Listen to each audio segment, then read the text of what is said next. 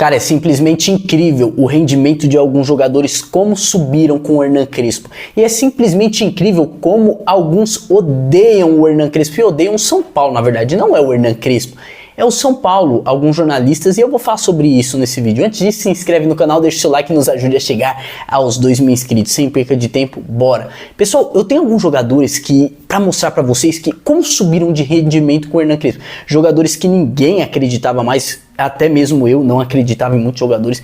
Primeiro deles, o Bobadilla, pessoal. Pra mim, o Bobadilla, cara, e se você voltar alguns pós-jogos meus, na época do Zubeldia, você vai ver o quanto eu falava que o Bobadilla era simplesmente inútil, cara. Isso mostra que, bom, eu estava errado. E eu consigo admitir quando eu estou errado. É um entre aspas, né, pessoal? Que na época o Bobadilla estava jogando mal e eu estava criticando o Bobadilla e o futebol. Mas isso me leva muito a pensar quando eu falo que um jogador é inútil. Sim, tem jogador que é inútil, mas não foi o caso do Bobadilla, que começou a jogar muita bola com o Hernan Crespo. Cara, é outro jogador. Jogador antes do Crespo, jogador depois do Crespo. E o Crespo sempre teve essa alcunha de conseguir achar futebol em caras que muitas das vezes eram contestados desde a primeira fase. A gente teve o Rigoni, que jogou muita bola com o Hernan Crespo, e quando o Hernan Crespo saiu, o Rigoni não jogou mais absolutamente nada. Então, cara, o Bobadilla é uma grata surpresa pra mim.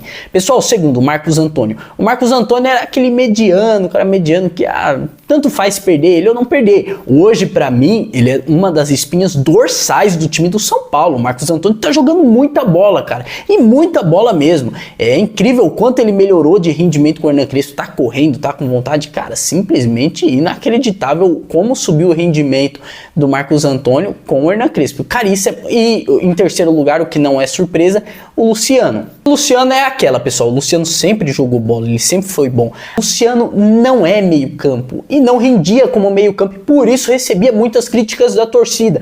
Quando veio um técnico com coragem de colocar o Luciano no lugar certo, o Luciano voltou a render e tá jogando muita bola, já teve várias participações de gol, já teve gols feitos. E o Ferreirinha é aquela, né? Depois do Neto também, o Ferreirinha, pô, acendeu uma luz ali no Ferreirinha que ele começou a jogar muita bola. Agora, pessoal, eu quero falar sobre a mídia. Cara, é incrível como a grande maioria da mídia odeia o São Paulo, cara. Porque, por exemplo, quando um técnico vai mal, eles são o primeiro a atacar. Esse técnico não presta, não são nada, o São Paulo não consegue. Mas quando o técnico vai bem, cara, não há elogios. E isso acontece às vezes na mídia alternativa também, cara. Não no meu caso e não com o caso dos meus parceiros. A gente critica quando deve ser criticado e elogia quando deve ser elogiado. É assim, é um equilíbrio. Elogia quando tá indo bem, critica quando tá indo mal. É assim a vida, é rendimento. A vida é rendimento, a vida é fase, a vida é isso.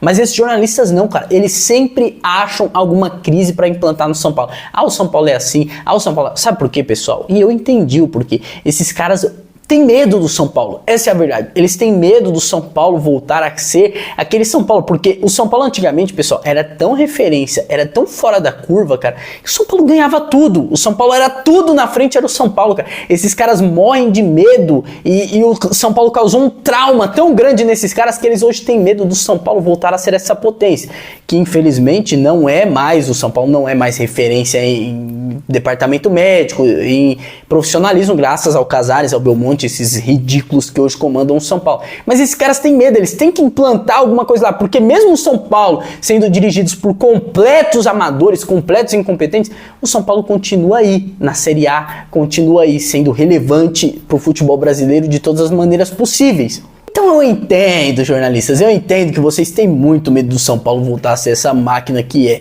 a gente torcedor torce para que volte, né? Mas, pessoal, o que você acha? O que você acha desses jornalistas que criticam, que falam que o São Paulo é não sei o quê, o São Paulo é menor do que não sei o quê? Cara, tem jornalistas que falam que o São Paulo é menor que o Red Bull Bragantino. Pelo amor de Deus, pessoal. Pelo amor de Deus. Tem gente que exagera no personagem. É a grande verdade que esses jornalistas se tornaram personagens. Eu já disse isso no vídeo do Flávio Prado. Se você não assistiu, assista, que tá muito bom. Eu dou uma aula ali pra você. Pessoal, é incrível como exageram no personagem. Eles têm que aparecer de alguma maneira. Aí falar, o São Paulo é menor que o Atlético Mineiro. Teve um que falou isso, que São Paulo é menor que o Atlético Mineiro. É personagem, entretenimento. Eles não têm capacidade de chamar atenção por profissionalismo, a personalidade deles não é legal o suficiente para atrair público. Então eles têm que falar esse tipo de besteira, esse tipo de baboseira para conseguir, sei lá, likes nas redes sociais, para conseguir algum tipo de audiência, algum tipo de credibilidade em cima do São Paulo. Infelizmente é isso, pessoal. Mas o que você acha?